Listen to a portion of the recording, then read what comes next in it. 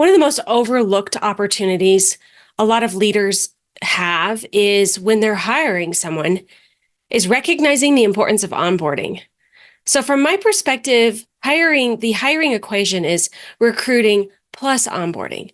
It really does no good to spend all this time and effort and money trying to hire a great person and then getting them in the door and then wasting the opportunity to actually onboard them. So there's a couple things I want to talk about today. I want to talk about the difference between orientation and onboarding. And then I want to actually even lay out what does a typical onboarding plan look like. So orientation is like day one, what you would do with someone on their first day or their first and second day. This is where you orient them to your company. You're maybe showing them around. You're getting them a badge. You're onboarding them into the benefits system and payroll system. You're introducing them around. That is orientation. That is not onboarding. Onboarding is no more than just a day one plan. It is a week one, month one, quarter one, year one plan. No matter how amazing, no matter how incredible the person is that you have hired, no matter how amazing they are, there is no possible way that on day one, they are going to be able to perform the job. It's completely unrealistic, and I don't actually even know why anybody believes this. Day one, they have no confidence, and they really have no ability to truly execute on what you need them to do. So what you want to do is you want to be spending a lot of your time showing them how to do the job. So the first few moments or the first days or weeks of somebody being in a job, you literally want to be guiding them along the way and saying, here's how we do it at our company. You do not want them to be performing. You want them to be observing. I just onboarded myself, a new person onto our team, and we're 5 weeks in, and he literally has done nothing yet. All he's really done is watch me and watch the team and get to know the team and get to know our way of doing things. I don't want to put him out into the market yet because he doesn't know our way. If anything, it would probably ruin most customer situations if I threw him into a customer setting right now. So that would be like maybe what you would do in the first couple days or the first week. Then you're going to reach a point where then suddenly their confidence is going to improve a little bit, but you know all the things that they don't know. And so now you really want to go into a training mode with them where you're watching them do the work, you're interacting with them, you're seeing how they do the particular job, and then you're giving them feedback. As a matter of fact, at this particular point in onboarding, you actually want to even tell your new employee, I'm going to give you a lot of feedback at this point because it's really critical that I know that you know how to do the job and that you feel confident in the job. And you want to get really leaning into that feedback. If you see that they're not assembling a product right, or they're not doing the right thing with the proposal, or they're not going about the customer sat process properly, give them the feedback and tell them how to do it properly.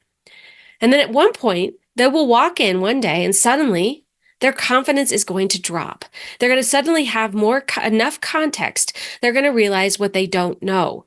And they're going to want to lean more heavily on you or on the rest of the team for actually doing their job. This is extremely common behavior. And this is often when people quit because they don't feel like they have the support they need. And so your job as the manager at this point is to really, again, lean in. And now you go into coach mode. Now you're building them up.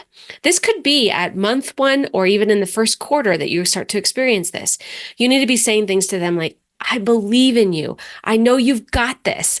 I've watched you did that. I watched you do that sales proposal, or I watched you assemble that product and you did it perfectly. What else do you feel like you need right now to feel confident? You got to build them up. And then they will reach a point where then now they have the confidence and the ability to do the job. But I like to tie this into a more formal training plan. And so on day one, you're going to walk them around. Day one, you're going to introduce them. I recommend the first week that you have a new employee, you really heavily load their calendar up.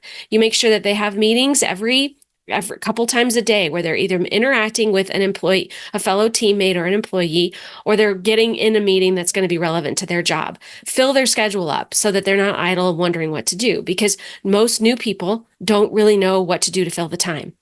And then after that first week is up and you've really filled their calendar up, then what you want to do is you want to actually start ticking off the things from their job description and making sure they're getting trained on each individual item on the job description. This can take a month to 2 months, possibly, depending on the type of job that it is.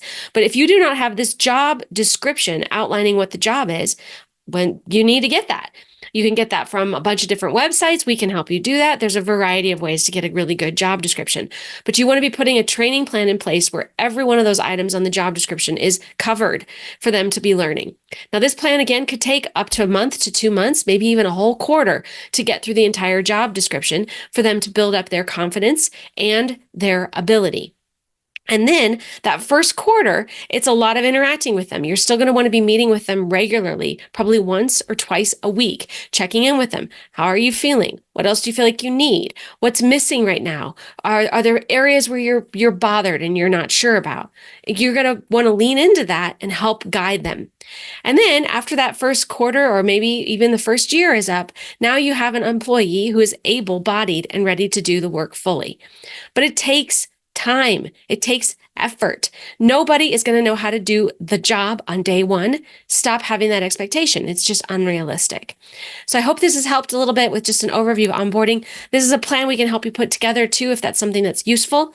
Thanks again for watching.